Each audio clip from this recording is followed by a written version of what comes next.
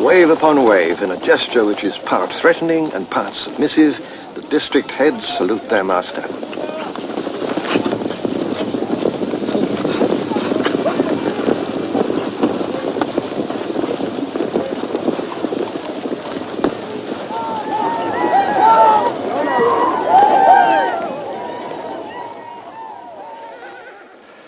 Of course, there is a great deal more in history than the drama of kings and queens. A lot of African peoples found it easy, and indeed better, to do without royal masters. Yet kingship clearly remained an important part of the story, and the facts of Africa's historical development reveal a wide variety of kingdoms and empires. Most of the old kingdoms have vanished long since, and all the old empires, but some of them have left behind, for us, magnificent reminders of their majesty and power.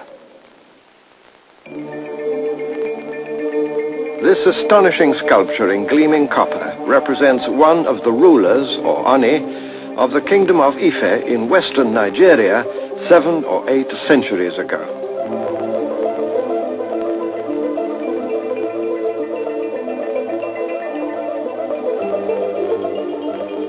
And yet when these superb sculptures first came to the attention of Europeans, only as recently as 1910, the experts at once pronounced that Africans could never have conceived or made them, and that some wandering European must have been the artist. Now the world knows better.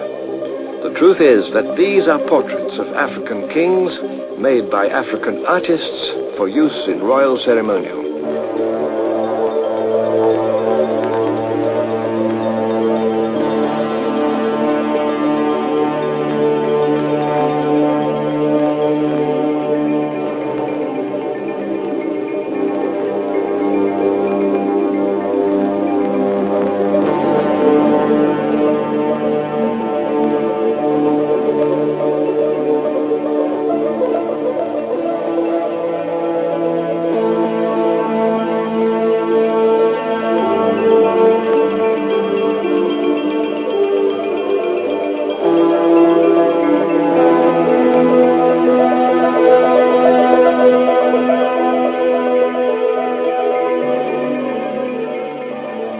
South from Ife and near the coast, there flourished the ancient city and empire of Benin. This old print, following a Dutchman's visit in about 1620, shows the king of Benin riding out to receive the plaudits of his people.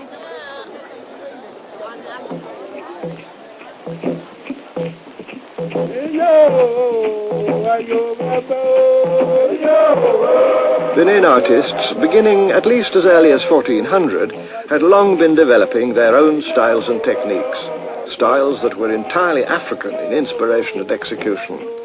They have their place today among the artistic masterpieces of the world. This ivory armlet places the king where he belonged in Benin society, at the center of all things.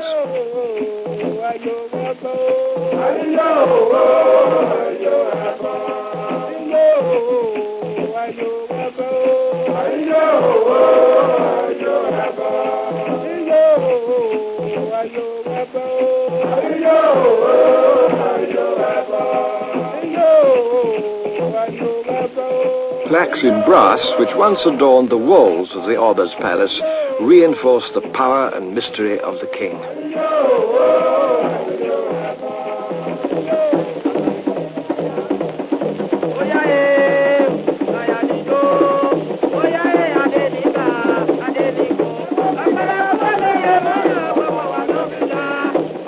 A visitor from Holland to the King of Benin in about 1600 wrote this report.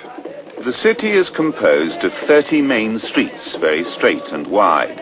The houses are arranged in good order.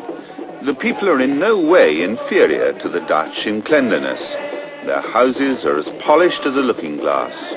They have good laws and efficient police, and show us 1,000 marks of friendship.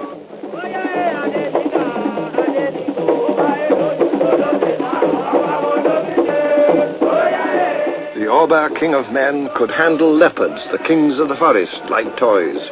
From his waist sprang mudfish, symbols of power over sea and river, whose guardian was Olakan, archangel of the waters.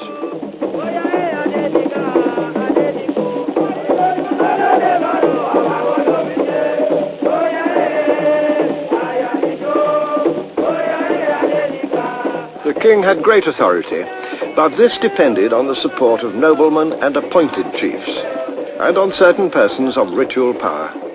Among these were the Queen Mothers of Benin, one of whom is shown in this memorable head, sculpted in about 1550.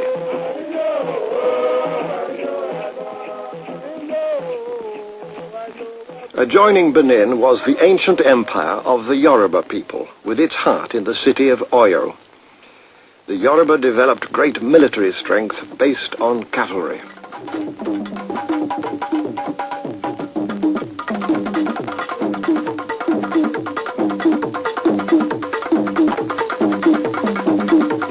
In matters of state, the king of Oyo had to consult his council, the Oyo Mesi. If the council were united against him, the king was in trouble. In theory, he was supreme, whether in religious affairs or secular matters. But if he lost the confidence of the Oyo Mesi, he could even face death.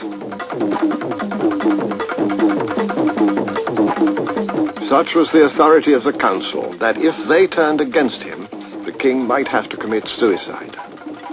So kingly power in old Africa was a two-edged sword, and rulers had to use it with care.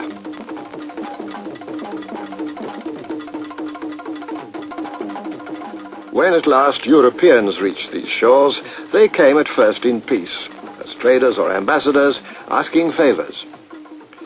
The king could grant trading permits, which he did in return for handsome gifts. Great deference was shown by these European visitors, and many accounts speak with admiration of the splendor of African kings, their courts, and their palaces. The cities, too, were large and impressive enough to command European respect. This was certainly true of the Hausa city of Kano, painted here by the German traveler Heinrich Barth during a visit in 1851. The Hausa people lived in a cluster of independent states north of the junction of the Niger and Benue rivers. Each state had its own capital, like Katsina or Kano. Kano today is one of the major cities of modern Nigeria, and like most of our world has lost some of its reverence for kingly power, smothered beneath the motor cars and the main roads. But Kano still has some vestiges of its ancient dignity, including parts of the old city wall. Restored and preserved behind metal barricades, some of the old gates still